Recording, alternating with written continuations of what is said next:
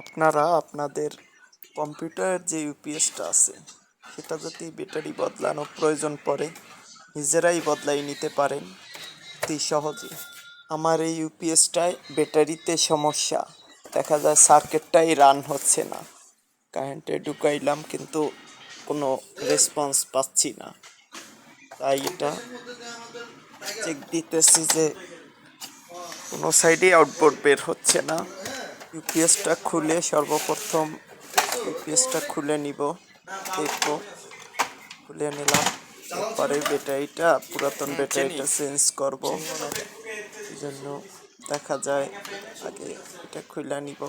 ব্যাটারিটা কানেক্টর দুইটা খুলে একবার অতি সহজ একটা কাজ, কানেক্টর দুইটা খুলে দিবেন। আমি যেমন গ্লাস দিয়ে দুইটা এরপর কানেক্টর খুলবো, কারণ একলাই এক হাত দিয়ে ভিডিও করতেছি দেখানোর জন্য, কারণ আমার নিজের ওইরকম ক্যামেরা নাই, মোবাইল দিয়েই ভিডিও বানাই। যে খুইলা নিলাম, নেওয়ার পর সার্কিটটা একটু বাঁকা করব, সাইডে বাঁকা করে এরপরে যে ব্যাটারিটা বের করব, সাইডে বাঁকা করে নিব। এই যে বাঁকা করে ব্যাটারিটা বের করে নিব। আর আমি একটা নতুন ব্যাটারি নিয়েছি ইউপিএসের, এটা ভালো একটা নতুন ব্যাটারি, একবারে ফ্রেশ নিউ কন্ডিশনের ব্যাটারি। এটা দিয়ে আমি ওটাই লাগাই আপনাদের চেক করে দেখাবো।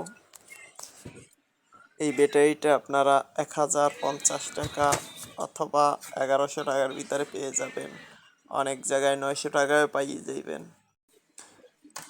আমি যেমন এইটা এখান থেকে পুরাতনটা ফেলে দিব, এটা পুরাতনটা আমি বের করে নিলাম। এটার বয়স হয়েছে, ভালোই বয়স দিয়েছে। এটা যেমন ব্যাটারিটা 21 সালে লাগাইছিলাম, বসানো হয়েছিল 19/9/2021। ভালোই বয়স দিয়েছে, মোটামুটি খারাপ না। ব্যাটারিটা আমার বসানো কমপ্লিট, এবার ওকে পাওয়ারে দিব,